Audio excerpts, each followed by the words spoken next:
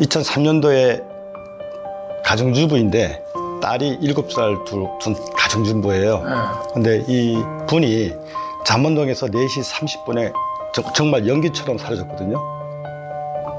4개월간 뒤졌는데도 못 찾았습니다. 그런데 좀 이때 해고를 발견하게 된 겁니다. 근데 그분 사체에서 칼자국이 무려 58군데가 나왔습니다.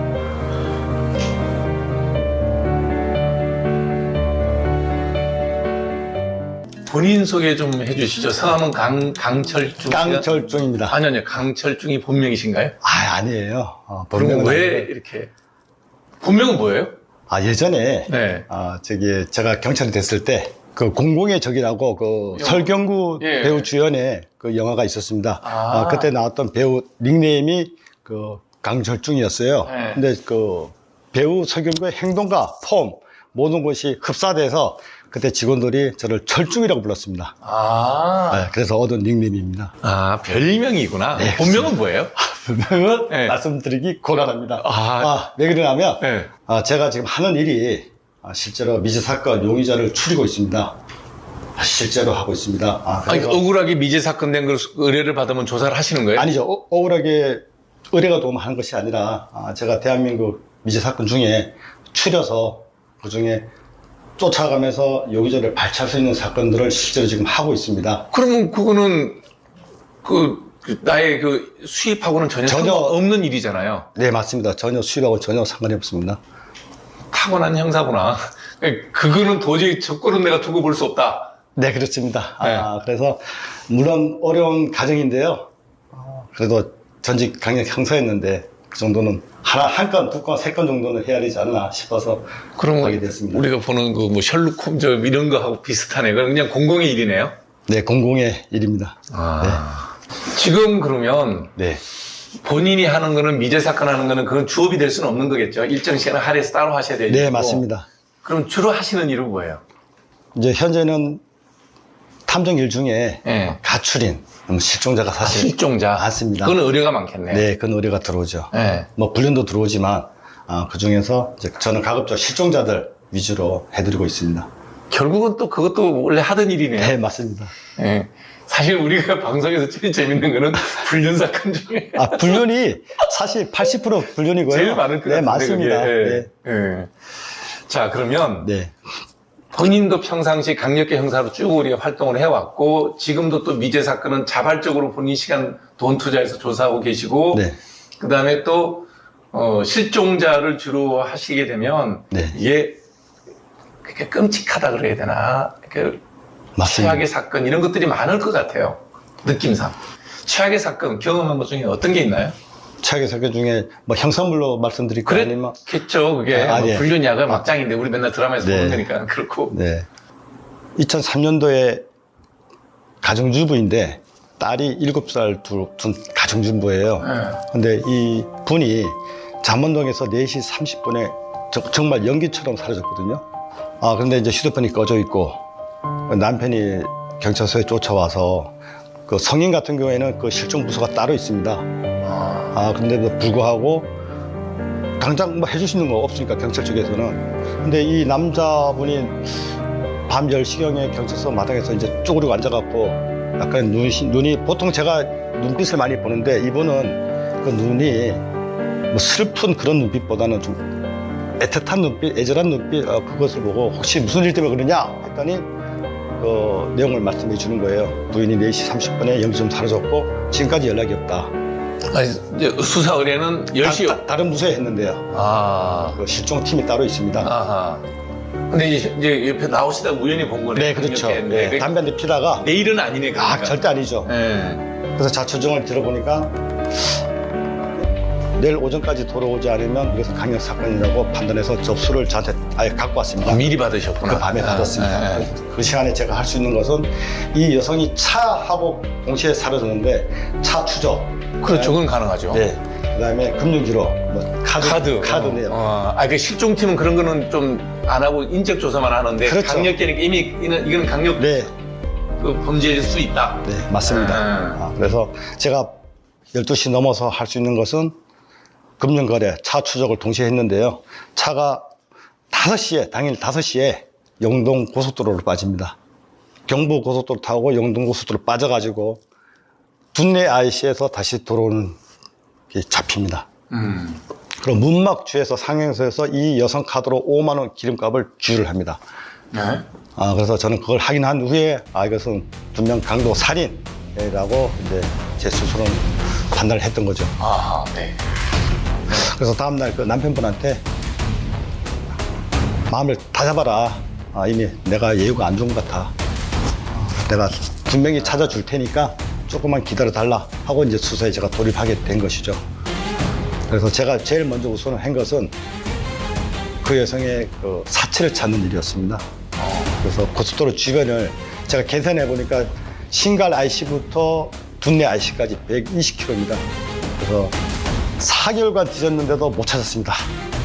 아, 시신을. 네. 차는요? 차도 못 찾았습니다. 그래서 이제 겨울이 다가와서 더 이상 이 쇠고챙이가 들어가지가 않아요. 얼어버리니까. 한 3, 4km 남겨놓고 제가 일단 수습을 합니다. 2004년 한 2월 초쯤 됐는데요. 어떤 관광버스 기사가 차를 운행하다가 갑자기 소변이 마려우니까 그 소사 휴게소, 지금은 행성 휴게소입니다. 네. 그 소사 언덕지인데요. 차를 급하게 세워놓고 이 길거리 노상방뇨 하는 예, 거죠. 펜스를 넘어 딱 가는데 저 밑에 해골을 발견하게 된 겁니다. 아이고. 그래서 너무 놀라서 앞에 다가 보니까 뼈 사체만 있고 옷은 다 부식되어 있고 뭐 여성 팬티가 하나 있는 것 같으니까 빨리 경찰에 신고를 하게 된 것이죠. 우연히 발견된 네, 거죠. 우연히 발견한 거죠. 팬티, 여성 팬티의 그 라벨 있잖아요. 예. 라벨을 카드 구입자 한 740명 정도를 발췌를 했습니다. 아, 저기 라벨에 있는 이걸 카드를 구입한 자 네. 740명 정도 나와서 뽑아놓고 가출이 저는 제 이름 예명을 김순희 씨라고 하면 네. 실종자 김순희 카드 내역 쫙쫙쫙 뽑으니까 김순희 씨가 딱 나오게 된 거죠. 그래서 치아가 있으니까 그분이 역삼동에서 치과를 다녔거든요. 그 해골 모양을 그대로 치과에 와서 대조하니까 일치. 그래서 그 수간뼈를 국가서 보내면서 DNA 그래갖고 최종적으로 김순희 씨라고 확정이 되는 것이죠. 근데 그분 사체에서 칼자국이 무려 58군데가 나왔습니다. 그렇게 시신이 거의 100고나 돼 가는데도 58개가 확인됐으면 그거는 찌른 사람이 미친놈 아니에요? 맞습니다. 아마 100번 이상 찌른 것 같습니다. 몸 뼈에만 칼자국이 58군데가 나왔으면 아마 이 여성을 납치한 후에 아주 무자비하게 찔렀다고 본 것이죠. 그래서 시신은 찾았고 예, 시신을 찾았습니다. 범인은요? 범인은 아직까지 이제 수사를 해야죠. 이제 강도 살인 사건으로 전환해서 이제 본격적으로 이제 수사에 돌입하게 되었습니다. 아, 그래서요? 그래서 단서가 전혀 없었는데요. 제가 할 수 있는 모든 기본적인 수사는 다 했습니다. 그런데 그 어떤 단서도 나오지 않았고 마침 그 차가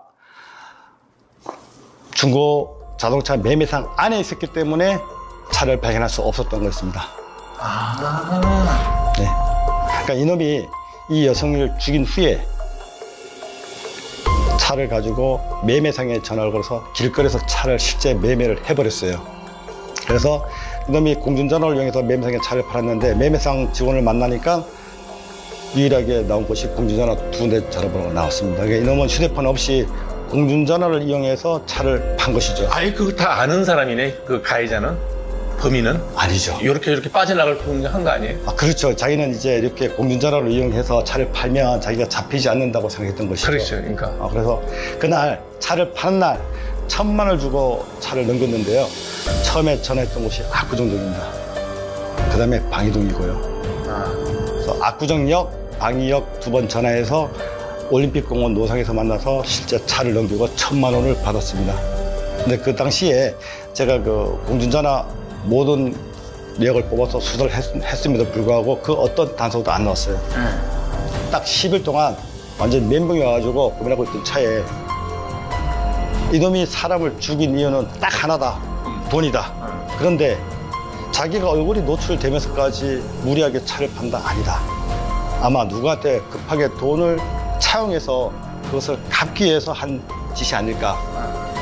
그래서 그날 혹시 이놈이 압구정역에서 전화를 하고 방이동 가서. 다른 이 부스 말고 다른 부스, 그러니까 저 압구정역 부스 말고 인근에 있는 200m 전후방 전부 다 다른 공중 부스에 가서 돈 줄 놈한테 전화를 할 수 있지 않을까. 그럴 수도 있지. 이런 생각을 제가 새벽 4시에 했습니다. 그래서 만약에 방이동, 압구정역, 방위역 인근에 제가 추리했던 1234, 1234가 따라오면 그 1234는 혹시 범인을 알고 있잖아요. 자기는 범인이 아닌데. 돈 받을 놈이니까. 그렇죠. 네. 나는 범인이 아니지만 자기한테 전화 건 놈은 알 수가 있잖아요. 그죠? 그래서 그걸 추리를 해갖고 아침 7시에 목동 KT 전역으로 달려갔습니다.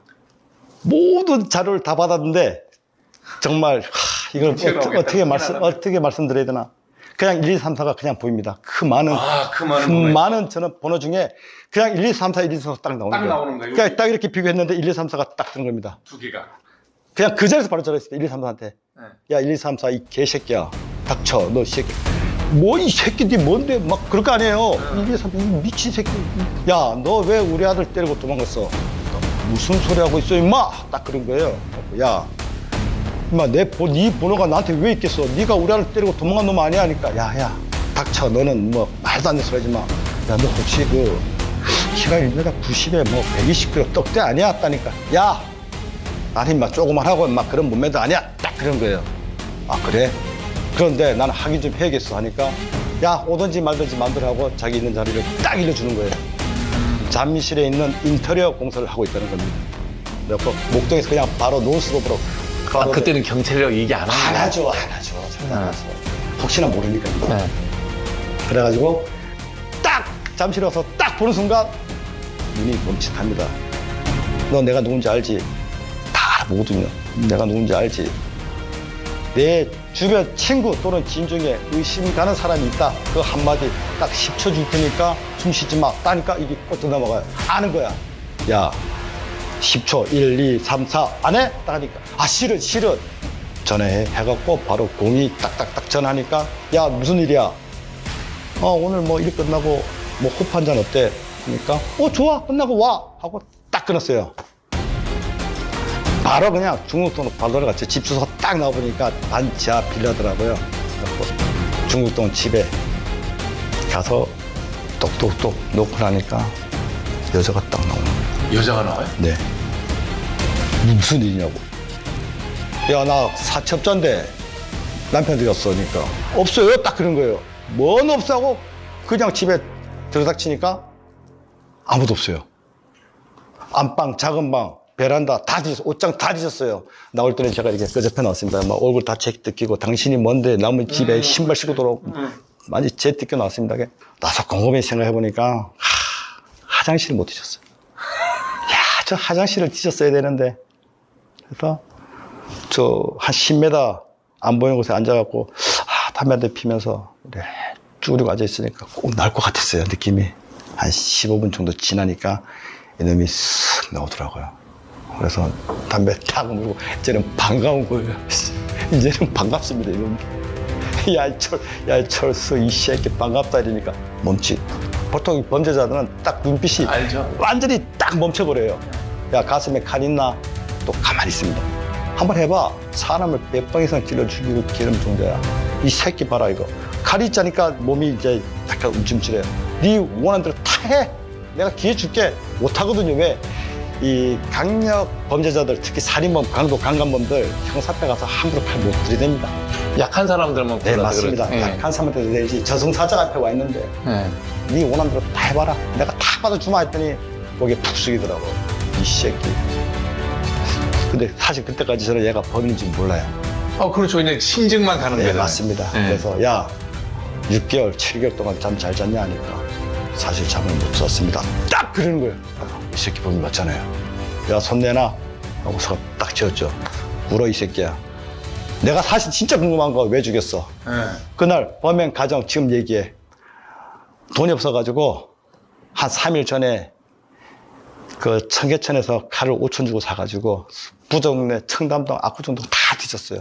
계속 실패하다가 그 인터넷에 차 판다는 그 글을 올린 거 보고 공중전화를 전화를 한 거예요. 그래갖고 잠원동 어디에서 만나자 해서 만났는데 가서 당신이 차 파는 사람이라고 물어보지 않고 가서 똑똑똑 놓고 낸 거예요. 창문에. 그래갖고 그날 비가 좀 왔거든요. 길 좀 물어보겠습니다 하니까 잘 안 들리는데 빗소리가 막 나니까 저기 아주머니 미안합니다. 제가 길을 몰라서 그런데 좀 물어보겠으니까 이놈이 양복을 깔끔하게 입었었거든요.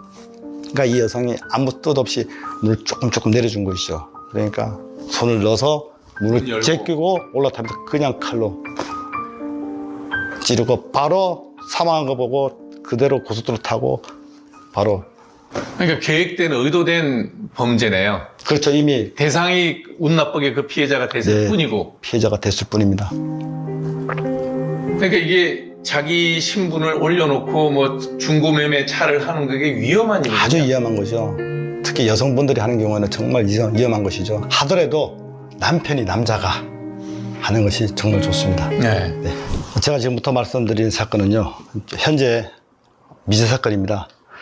서울에서 발생한 현장이 가장 잔혹한 사건입니다. 네, 일명 사바이 단란주점 살인사건이라고요. 1998년도 6월 14일 날 발생한 사건입니다.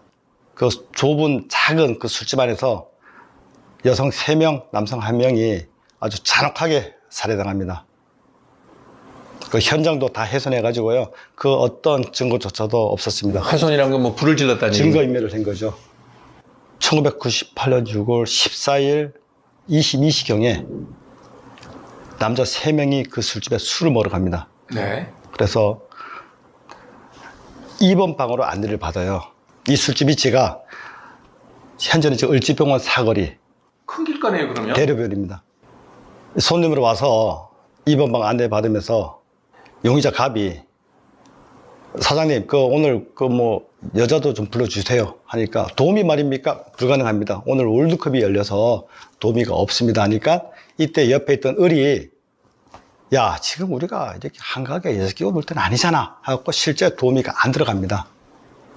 22시 30분경에 그 인근에 있던 그 식당에서 일하는 여성 두 분이 야, 우리 일 끝났으니까 주점에 가서 맥주 한잔 먹고 노래 좀 부르자 하고 1번 방으로 안내를 받고 들어갑니다.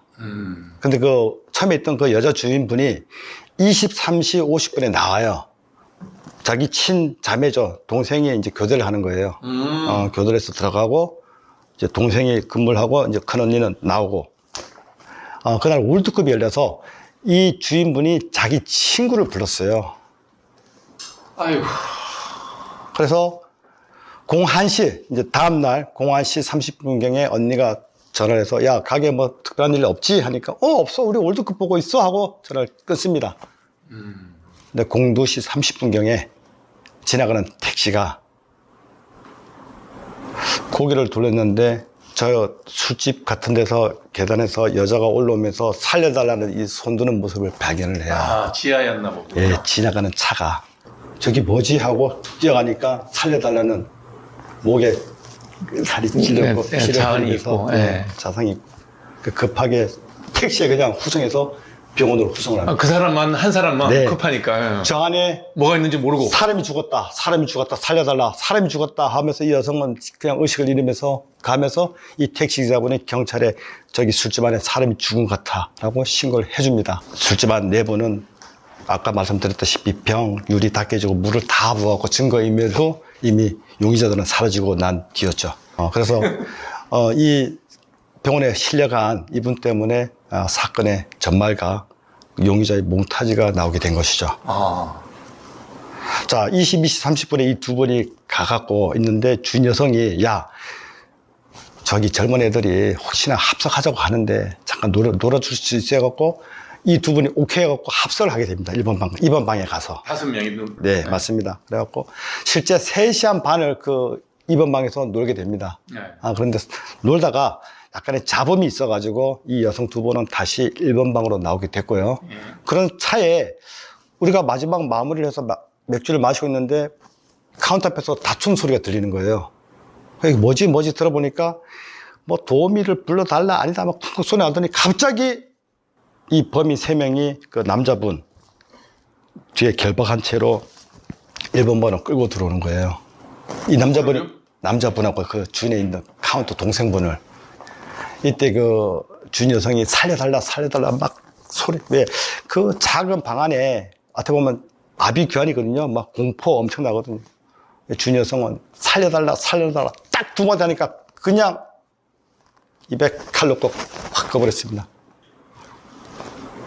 그러니까 옆에 있던 그 여자 두 분이 살려주세요 하니까 이놈이 야 조용히 해 봤지 조용히 하라고. 근데 딱 보니까 손님 중에 그 여성 두 분 중에 한 사람이 목걸이를 하고 있었어요. 야 그 목걸이 내놔고 딱 잡으니까 이때 여성이 잘못했어. 자 이분이 주면 되지.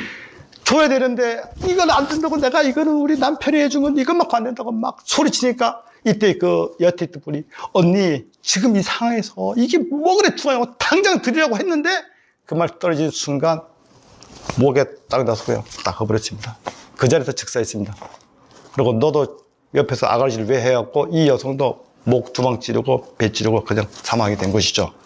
이 여성이 기억하는 것은 야 빨리 경찰 들어오기 전에 우리가 정리해야 되니까 마무리하고 하면서 막 물 붓는 소리 병 깨는 소리 듣고 있는데 야 다 죽었는지 확인해 한 순간 한 놈이 들어와서 야 툭툭 발치면서 야 뒤졌네 했는데 이 여성도 머리를 밟았어요. 움찔하니까 야 얘는 살았는데 하니까 그 주범이 누구야?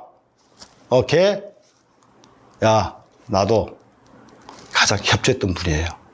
그 여자는 그러면서 이성을 잃으면서 쓰러지면서 그래도 내가 살았구나. 이때 이 여성은 자기가 나중에 확인한 결과 칼에 찔렸는지도 몰랐다고 합니다. 그래서 이놈들이 가는 소리를 들리고 그때 은검은검 지하 2층에서 그러니까 생존자는 그분이 한 분의 생존자네요. 그러니까. 네, 생존자죠. 그분은 급소를 피해간 것이죠. 그분이 이분 때문에 이 사건의 실체가 다 나왔고 모든 용의자 3명의 몽타주가 나왔습니다. 20대 후반부터 30대 초반 나왔습니다. 그러면 네. 이게 10시에 술자리에 들어온 사람이 네. 그 다음날 새벽 2시? 2시 반까지. 2시 반까지면 처음부터 범죄를 저지르러 온 건 아니지 않냐는 생각이 딱 드는데 술 먹는 선생님 입에서 어떻게 그런 말씀이 나오시죠? 아니 범죄를 대상으로 고르면서 4시간씩이나 범죄를 거기서 앉아서 맞습니다. 얼굴이 다 노출되는데. 그렇죠? 그렇게는 범죄를 안 지어드리죠. 그러니까 처음에 온 거는 이 사람들이 어떤 흉기를 갖고 있었던 건 사실인지 모르겠지만 그건 호신용을 갖고 있던 늘 그런 데서 일을 하는 사람일 수는 있지만 네. 범죄를 저지르려고 온 건 아니라는 느낌이 든단 말이에요. 맞습니다. 근데 그런 흉기를 가지고 그렇게 단번에 그거는 준비되지 않은 평상시에 그런 걸 해보지 않은 사람이면 네. 상상도 못할 일이니 조직 범죄 뭐 이런 거에 연루돼 있을 것 같은 느낌은 드는데. 네, 맞습니다. 그래서 당시 경찰 강력반에서는 대대적인 수사를 했고요. 그럼에도 불구하고 현재까지 미제 사건인데 범죄 분석, 프로파일러, 그다음에 강력반 형사들이 추리한 범죄 군집은 조직폭력배가 아닐까. 당장 그런 생각이 딱 드는데요. 혹시나 특수 훈련을 받는 군인이 아닐까. 그런 걸 아무렇지 않게 할 수 있으려면. 네. 왜냐하면 그날 흉기가 2점이었는데요. 사시미 칼 1점하고요. 그다음에 군인들 훈련받을 때 쓰는 단검. 예, 알아요. 톱니 모양이 있고 예, 밑에 있는 예. 시커먼 칼. 예. 그래서 군인이 아닌가. 또 하나는 스킨스쿠버 할 때 그런 장비를 많이 쓰니까 쓰죠. 혹시 스킨스쿠버가 아닐까. 그리고 이놈들이 범행 과정에서 이 여성의 머리도 칼로 막 잘랐거든요. 그래서 혹시나 성도착증에 있는 놈이 아닐까라고 많은 전문가들이 이제 분석을 했죠. 하나 빠진 게 또 하나 있는데요. 뭡니까? 난파된 고정 간첩. 맞습니다. 난파된 고정갑의 짓이 아닐까라고 분석한 사람도 있었습니다. 딱 그 느낌이 드는데요. 네. 그래서 언론에, 미디어에, 유튜브에 난 모든 자료를 다 보고 난 이후에 이 사건을 한 1년 반 동안 분석해갖고 그 메시지를 던졌습니다. 저는 사실 그 분석을 어떻게 하냐면요. 이 술집 위치가 동호대교 남단 150m 지점 우측에 있습니다. 저는 왜 이놈들이 강남에 널린 게 술집인데 왜 여기 왔을까? 여기 고민하는데 6개월이 걸렸습니다. 6개월. 강남에 멀리서 왔다면 네. 거기 안 가죠. 당연하죠. 전문 주점을 찾아가지. 맞습니다. 20대 네. 후반, 30대 초반인데 널린 게 술집인데 왜 대로변에 보이지도 않는 간판만 보이는 이 술집에 들어갔을까? 자, 이걸 고민하는데 6개월 걸렸는데요. 저는 어떤 결론을 내렸느냐. 이놈들은 여기에 술을 먹거나 사람을 죽이거나 또는 금품을 뺏겨서 온 것은 절대 아니다. 지나가는 길에 들른 거예요. 아닙니다. 그러면요? 이날 다른 곳에서 범행을 한 후에 몸을 급히 숨기기 위해서 들어왔다. 이걸 결론을 내렸습니다. 왜 이런 생각을 했느냐? 현장에서 만약에 이 범죄자들이 신사동에서 오게 되면 압구정역에서 유턴해서 또 들어가야 됩니다. 반대로 또 역삼에서 오더라도 똑같이 압구정역에서 유턴. 밑에서 동호동 밑에서 유턴해야 돼요. 영동역에서 방면에서 오더라도 다시 또 유턴해야 됩니다. 그렇죠. 네, 맞습니다. 네, 다 무조건 유턴해야 돼요. 네, 거기서. 근데 동호대교 남단에서 내려오면 바로 꺾어서 들어갈 수 있습니다. 동호대교를 타고 오면. 그 사거리, 이 범죄 현장에서 50m만 지나면 그 사거리인데요. 이 사거리만 지나고 널리기 술집이에요. 그래서 이놈들은, 사람 보통 심리가 다리를 건너면 그 없던 경찰의 추격도 따돌렸다 생각하지만 급하게 차를 우측으로 꺾으면서 그 간판만 보고 들어왔다. 그 결론을 일단 낸 것이죠. 이걸 뒷받침할 증거 딱 세 가지. 객관적 증거입니다. 그 23시 50분에 큰언니가 그 가게를 나오는데 가게 주차장에 차가 한 대가 비스듬히 세워져 있었어요. 두 번째, 이놈들이 그 카운터 앞에서 다툴 때 한 놈이 위에 올라가서 차에 가서 타이하고 흉기 2점을 갖고 내려왔어요. 그럼 이놈들은 이미 벌써 차에 흉기를 갖고 있었다는 얘기예요. 그러네요. 네. 그리고 세 번째가 이게 가장 키포인트인데요. 그 처음에 아까 제가 말씀드렸다시피 용의자 갑이 술과 안주를 시키면서 도우미를 요구했는데 그때 을이 야 지금 우리가 이렇게 한강에 여자 끼고 놀 때는 아니잖아. 2m 던졌거든. 이거는 야 우리가 진짜 어디 가서 이렇게 나쁜 짓 하고 하는데 좀 조용히 좀 술 좀 마시자. 뭔가 문제가 되면 경찰이 오면 우리가 또 잡힐 수 있으니까 좀 조용히 마시자. 이 의도라고 저는 판단했던 것이죠. 그러면 범죄는 동호대교 라인의 북쪽의 강북 어느 지역에서 그렇죠. 있었다고 돼야 되네요. 맞습니다. 네. 강북 지역, 경기도는 아닙니다. 그래서 이때부터 제가 이놈들의 직업권, 이놈들이 과연 어디 사는 놈인가, 제가 사실 고민을 많이 하다가 현장에서 그 답을 찾았습니다. 현장에서. 그 범행 당시 그 고무가 한 점 나왔어요. 이 고무가 제본, 인쇄소 일할 때 나오는 제본이거든요. 그래서 저는 한 놈은 인쇄업에 종사하는 놈. 그 당시에 인쇄업 을줄에 많았거든요. 그렇죠. 네. 두 번째, 보통 제가 수많은 현장을 봤지만 물을 뿌리는 거 전혀 없었거든요. 불을 지른다고는 생각해도 맞습니다. 물 뿌린다는 얘기를 생각도 못하죠. 그 현장을 은닉한다 하더라도. 네. 술집 웨이터 또는 나이트클럽 청소하는 마지막에 웨이터들이 일 끝나면 마무리할 때 마대자루 물 뿌리고 긋고 그 당시에는 그 가리춤도 막 하니까 물 막 뿌리거든요. 그렇죠. 그 중에 그 범죄자 중에 용의자 중에 그 기지바지 차림에 와이셔츠 입은 놈이 하나 있었거든요. 이놈이 나이트클럽 출신 아닐까. 당시 나이트클럽 하면 강북의 북창동, 종로, 뭐 청량리, 뭐 수요리 정도 좁혀질 수 있거든요. 그렇죠. 종로까지죠. 네. 네. 그리고 또 한 놈. 이 놈은 뭘까? 도축업입니다. 마정동 도축업입니다. 왜냐? 결박을 했는데요. 남자를 결박했는데 우리가 보통 결박할 때 이렇게 하죠. 그렇죠. 묶으면 돼지나 동물 나를 때 그렇게 묶죠. 묶어서 맞습니다. 묶으니까 도축업입니다. 그러니까 한 방에 사람 목을 꺾고 절단을 했어요. 이놈은 한 놈은 도축업에 종사한 놈이다. 여기까지 분석을 하니까 전부 다 중부 지역을 가리켜요. 뭐라 이놈들이 다 옳지. 마장동 쪽이죠. 맞지 않습니까? 네. 이놈들이 각각 지방에서 올라와서 일 끝나고 포장마차 주변에서 만나서 그 여인숙 등 달방 한 달에 한 10만 내고 살면서 인생이 왜 이렇게 힘들까? 야, 우리 범죄 저지르자. 이렇게 갑자기 결집된 놈들이 아닌가.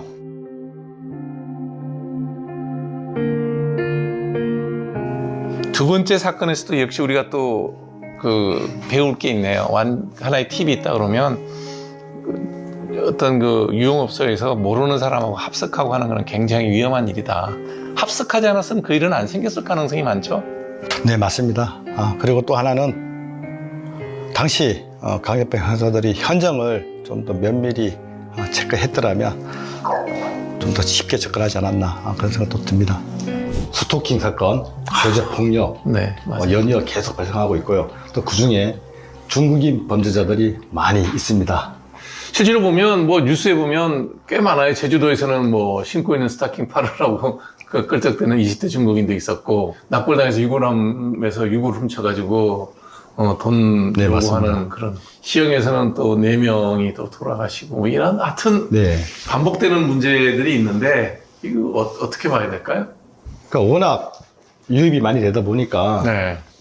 제가 그 시흥 같은 경우에는 현장을 직접 가봤습니다. 아, 또 가보셨구나. 네, 갔었는데요. 네. 2025년 5월 19일 날 09시 한 15분경에 경기 시흥시 정왕동이에요. 거기 한 편의점에 기아이 침입해서 우리 그 안에 계셨던 그 주인 여성 60대인데요. 흉기로 그 카운터 안으로 돌아가서 얼굴, 목, 배 등을 수차 찌릅니다. 그 안에서 아비주안이죠. 그리고 이놈은 바로 도주를 해버려요. 9시면 새벽에 뭐라고 유동인구도 많을 때잖아요. 아, 그렇죠. 아침에 뭐 출근 시간도 뭐 네. 겹치고 사람들 많은 시간이죠. 그래서 당시에 도주 과정에서 마스크를 쓰고 좀 머리가 짧고 자전거를 끌고 도망을 갔어요. 그러니까 경찰이 출동해서 피해자를 빨리 인근 대학병원에 이송을 하고 이제 수색을 나섰던 거죠. 그리고 좀 시간이 지나서 1차 범행 장소에서 한 1.5km 떨어진 이제 체육공원인데요.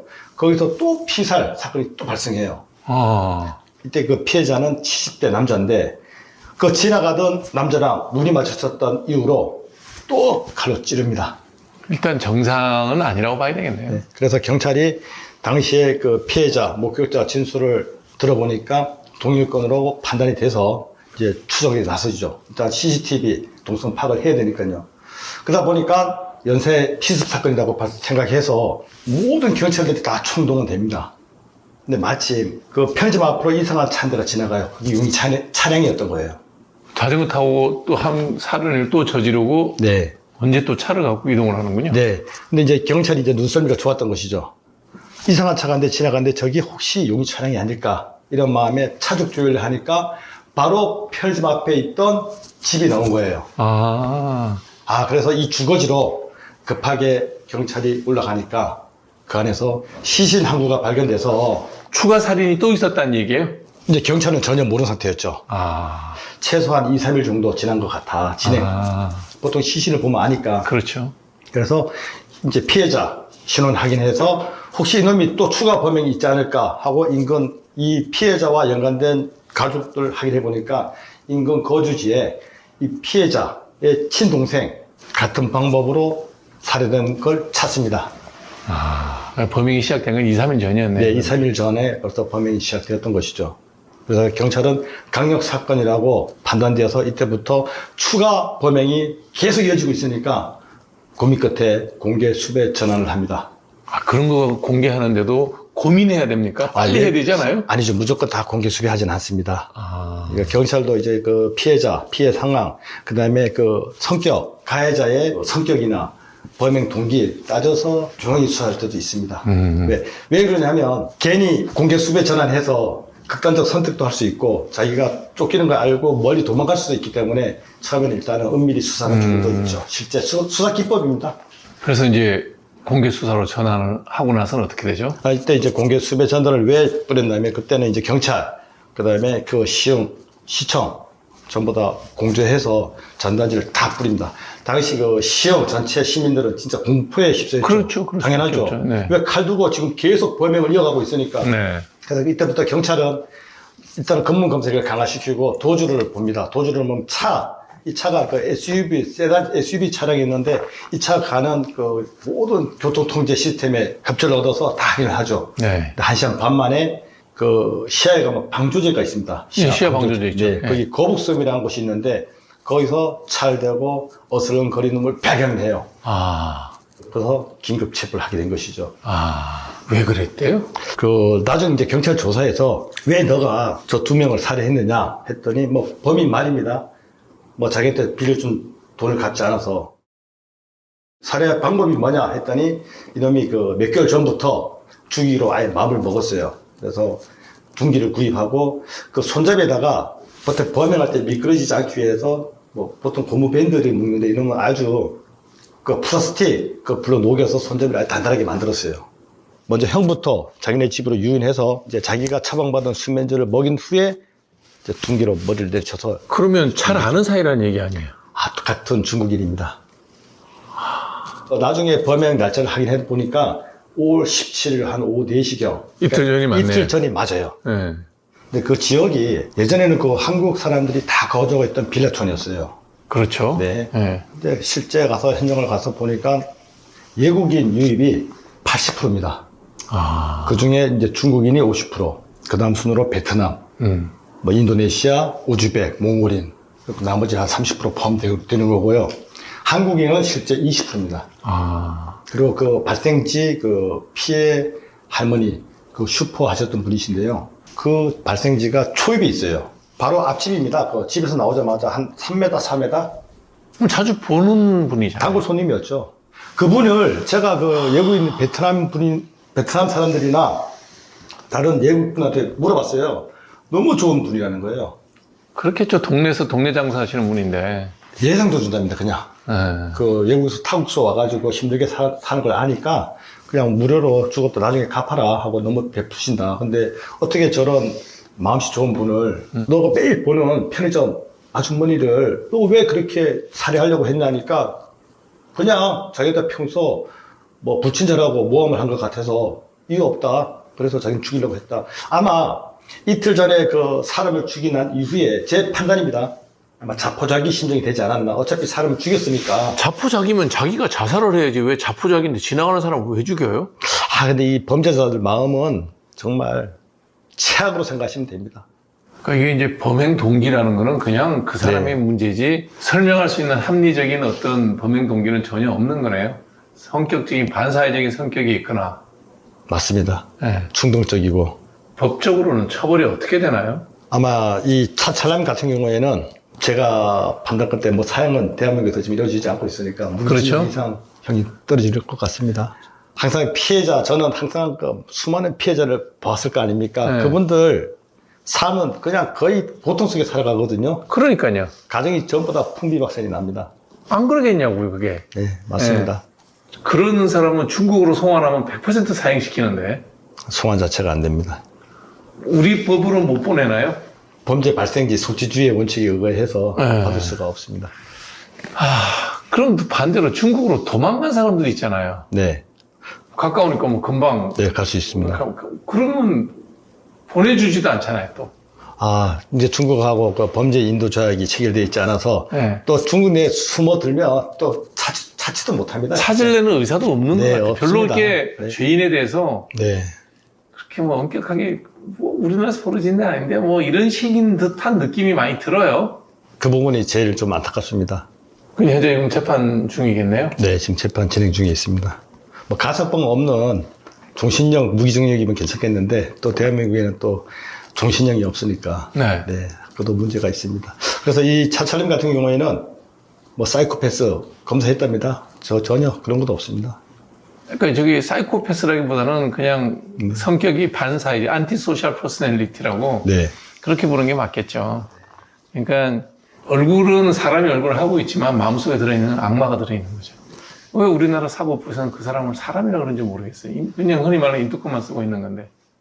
이제 이달 말부터 내년 6월까지 이제 국내외 전담 여행사를 통해서 모집된 3명 이상의 중국인 단체 관광객은 15일 내에 무비자 국내 관광이 가능한 중국 단체 관광객 한시 무사증 무비자 시행 계획을 발표를 했는데 좋은 사람만 오면 좋겠지만 와서 숨어버리면 확인할 방법이 없잖아요. 요즘 최고 많은 국민들이 관심사가 범죄가 발생하면 범인 피해자가 누구인지 국적부터 따져요. 저는 현장을 다 가거든요. 현장을 저는 다 가봐요. 물론 제가 가서 범인이 어떤 범행을 했고 어떤 생각을 갖고 있었는지 어떤 생활을 하고 있었는지 또는 피해자가 어떤 삶을 살고 있었는지 저는 그걸 확인하기 위해서 가거든요. 그러다 보면 탐문하다 보면 모든 사람들이 관심사는 국적이 어딘지예요. 중국인 아니냐 이겁니다 무조건. 그것도 문제네. 네, 그것도 문제예요. 네. 실제 한국 범죄가 더 많은데 당연히 인구가 네, 많은데 그럼 더 많은데도 불구하고 중국인이라고 우기는 사람들도 있어요. 그래서 이런 현상이 참 안타깝습니다. 지금 무비자나 검증되지 않는 사람들이 들어오다 보니까 네. 이런 사건이 하나 있었습니다. 어떤 사건이에요? 몇 해 전 사건인데요. 이놈이 그 중국에서 직업이 없어요. 그 다음에 그 하는 일이 없다 보니까 매일 술로 살고 쩌든 생활을 하는 거예요. 우울증 증상도 있어요. 논팽이처럼 지내다 보니까 가족들이 보니 안타까워요. 야, 너 이렇게 살 바에는 어디 가서 일 좀 해. 이때 마침 한국의 산업 연수생 그 제도가 있었던 거예요. 그렇죠. 네. 그러다 보니까 이놈이 한국 가서 기술을 배운다는 목적 아래 한국으로 들어옵니다. 그럼 합법적으로 들어올 거 아니에요? 예, 합법적으로 당시 나이가 25세 김씨. 2007년도에 들어옵니다.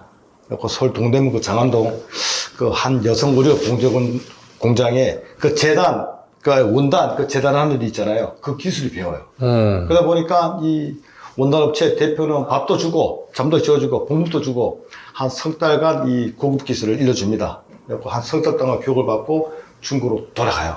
중국 돌아가서 자기가 이 한국에서 배운 기술을 가지고 취업을 해서 살아야 되는데, 그거 다 내팽개치고 또 술로 또 쪄들어 사는 거예요. 참. 근데 이때 이놈이 피해망상에 빠져들어요. 누군가 나를 괴롭히고 따라다닌다. 해갖고 약도 먹지 않고 방치하고 살다가 가족들이 봤을 때는 도저히 안 되겠다 싶어서 2010년도에 다시 한국으로 와요. 그때 온 이유는 병원에 치료를 받기 위해서 와요. 그러니까 중국 내에서 치료가 안 되다 보니까 2010년도에 실제 치료를 받으러 와요. 처방받고 약도 받아서 중국으로 돌아갑니다. 그럼 제대로 약도 계속 먹어야 되는데 또 그걸 내팽개치고 계속 이 망상에 빠져 사는 거예요. 제가 봤을 때는 조현병 같습니다. 누군가 나를 와서 계속 괴롭히고 죽인다고. 네, 피해망상이라고 스키조프레니아의 대표적인 증상이에요. 조현병이. 2016년도에 한국에 들어와요. 이놈이 찾아간 곳이 10년 전에 자기가 일했던 그 동대문 장안동 그 봉제 공장을 찾아가요. 사장님은 보면 반가워했겠네요. 오랜만에 왔으니. 뭐 사장, 그 직원들은 10년 만에 찾아보니까 처음에 한국에 왔을 때는 25살인데 10년이 지났으니까 이제 35살인 거예요. 마침 점심시간에 왔으니까 야, 너 정말 10년 어떻게 지냈느냐? 너무 반가운 거 아니에요. 밥도 먹으러 가자. 막 껴안고 막 엄청 좋아한 거예요. 왜 자식처럼 잘 대해줬거든요. 그러니까 이놈이 주변을 다 둘러본 거예요. 그 공장 주변을. 아, 사장님, 제가 급하게 오느라고 그 어떤 선물도 사갖고 그냥 왔다. 빈손으로 왔다. 지금 나가서 뭐 과일이라도 사러 갈 테니까 좀 기다려 하니까 야, 됐어. 뭔 과일이야. 그럴 거 아니에요. 네, 그렇죠. 네. 아, 이놈이 그래도 우기고 나가갖고 배하고 헤카를 사갖고 옵니다. 그러니까 이놈이 와갖고 배하고 헤카를 사갖고 오니까 야, 너 뭐 밥 먹어야 되는데 왜 이렇게 과일을 사갖고 왔느냐. 일단 놔두고 우리 밥 먹으러 가자 하니까 헤카를 뜯으려고 한 거예요. 그래서 야, 우리 여기 가도 있으니까 그거 가서 환불하고 가도를 준 거예요. 그러니까 이놈이 그때도 이걸 뜯은 거예요. 헤칼 봉지를 뜯은 거죠. 그래서 배를 진짜 깎아요. 사장님 하나 드시라고 한 조각을 건넵니다. 바로 한 조각을 건네주었는데요. 입에 갖다 대는 순간 옆구리를 그냥 찌릅니다. 근데 이 헤칼이 깊숙이 들어갑니다, 사실. 아, 그렇죠. 예리하잖아요. 네, 예리합니다. 그래요. 이 한 방도 아니고, 그 다음에 가슴, 옆구리. 일단 세 방이 들어갑니다. 그때 이 사장님이 깜짝 놀랄 거 아니에요. 아비 구한일 거 아니에요. 막 엄청나게 막 소리 지르고 난리 났을 거 아니에요. 근데 이놈 움켜쥐고 그 자리에서 12방을 맞습니다. 12방. 인근 대학병원으로 바로 이송이 됐는데, 뭐 다발성, 자상이죠. 가다 출혈로 사망을 합니다. 이제 피해망상에 빠져갖고 선행을 베풀었던, 어떻게 보면 은혜죠. 이걸 다 무시하고 자기를 미행한다, 쫓아온다. 그 목적 하나로 아무 죄 없는 그 선량한 한 업체의 대표이자 한 가정의 가장이거든요. 네. 무참히 살해한 아주 그 악마입니다. 형량이 어떻게 돼요? 아, 그래서 무기징역 선고받습니다. 네. 왜 아무 죄 없는 사람을 아주 무자비하게 잔인하게 죽였으니까 사형시켜야지. 예, 무기징역 받습니다. 다만 2심에서 심신 상실이 받아들여집니다. 그래갖고 25년형으로 감형이 돼요. 네. 제가 더욱 안타까운 것은 그 공장은 문을 닫았고요. 그 가족들, 특히 딸, 그 고통 속에 살아가고 있거든요. 당시 그 이 피해자, 이놈이 범행할 때 도망갈 수도 있고 반항도 할 수 있었는데 왜 12방을 맞았던 이유가 있어요. 뒤에 딸이 서 있었어요. 그래서 그 딸이 그 얼마나 고통스럽겠냐고요. 그죠? 충분히 이놈을 제압하고 도망갈 수 있음에도 불구하고 끝까지 그 칼을 다 박은 거예요. 그러니까 이놈 새끼가 지금 그 교도소에서 밥 잘 처먹고 처방받고 약도 잘 복용하고 지금 형 살고 있습니다. 저는 웬만하면 이제 판결에 대해서는 얘기를 하지 않는데 존중해야죠. 뭐 사법부의 판단은 존중받아야 되지만 그게 심신상실일 때 그게 어떻게 과일을 사오고 헤카를 사오고 그건 심신상실이 할 게 아니에요. 맞습니다. 그러니까 우리가 흔히 이제 조현병을 앓고 있으면 그게 범죄를 저지른다고 하는데 그거는 아니고 이 사람은 조현병과 별개로 그 사회적으로 반사회적인 성격을 갖고 살인을 저지를 사람이에요. 이 사람은 정상일 때도 그 짓을 할 사람이야. 근데 살인을 저지를 때는요, 반드시 정상일 때 저질러요. 멘탈이 요렇게 하면 저 사람이 죽는다는 걸 알고 하는 거지. 약을 먹거나 아니면 심신이 상실되면 사람 죽이지도 못해요. 그러니까 이런 판단이 틀렸다는 거예요. 그래서 저런 분은 반드시 사형을 집행을 해야 돼요. 왜 이놈이 심신 상실이 아니냐면요. 처음에 먼저 와서 서치를 했잖아요. 그러니까 계획적으로. 정황을 정황을 다 파악했고 누가 있는지 그래서 다시 가위를 하고 칼을 구입하러 간 것이고 두 번째가 또 있어요. 이 배가 제가 이 사건 들여다보면서 알게 됐는데요. 중국에서는 배를 선물하거나 나눠 먹지 않는다는 거예요. 이 배가 이별을 뜻한답니다. 그러니까 이놈 새끼가 이 배를 건넸을 때는 당신 내가 이제는 죽일 거야 하고 마음에 아예 작정을 했던 거예요. 그럼 그런 거는 왜 재판부가 몰라요? 그게 말입니다. 이게 너무 안타까운 거죠. 그러니까 사법부의 판단이 존중받아야 되지만 저는 사형 반대론자들에게 늘 하는 얘기입니다. 당신의 가족이 똑같은 피해를 받았을 때도 인도주의 얘기할 거고 범죄자의 인권을 얘기할 거냐. 맞습니다. 네, 저는 형법이라는 게 그렇잖아요. 적어도 뭐 공부도 많이 해서 알겠지만 형법이라는 거는 개인적인 사적 보복을 국가가 대행해 주는 거거든요. 네. 그러면 내 자식이, 내 부모가, 아니면 내 가족이 저 사람에 의해서 고의로, 의도든 만약 과실도 아니잖아요. 이 칼을 사고, 꽉 가서 이별을 통보하고, 맞습니다. 12분을 찔렀는데, 그게 무슨 심신상실이 어디 있냐고요. 네.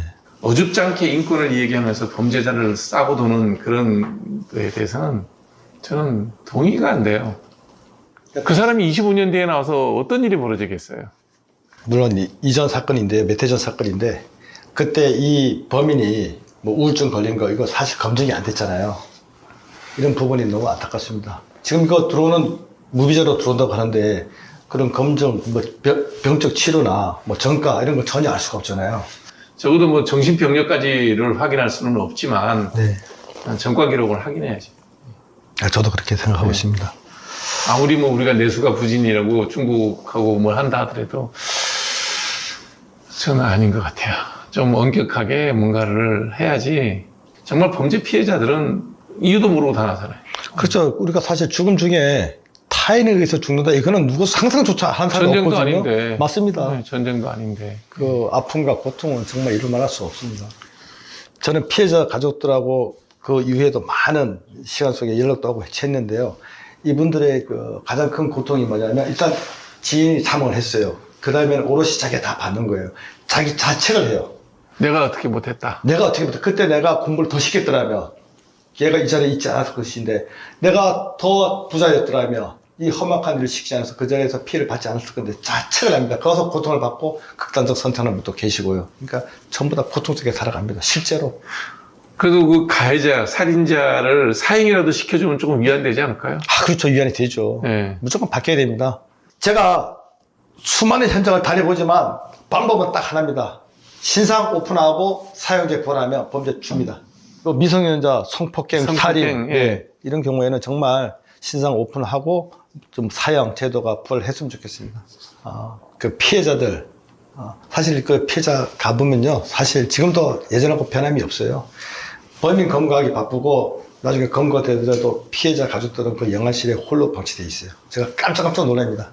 이런 제도도 보완되어야 돼요. 그 유족들 또 가족들이 왔을 때도 최소 뭐 시나 이런 행정 기관에서 와가지고 최소한의 그 옆에서 같이 장례 치를 수 있도록 그 갑작스럽게 그 상을 당했는데 오롯이 그냥 멍해 있어요. 가면 아무도 없어요. 아무것도 없죠. 네, 아무도 없습니다. 네, 이런 네. 문제점도 저는 있습니다. 국가에서 국가의 공권력이라는 게 그런 폭력으로부터 일반 선량한 시민이 편하게 살아가야 되는데 그걸 못 막은 거에 대해서는 국가가 책임을 져야죠. 네. 일정 부분 책임져야죠. 답답합니다. 근데 그런 피해자 구호 제도도 극히 정말 일부만 신청해서 받을 수 있으니까요. 그것도 또 문제점이 많이 있습니다.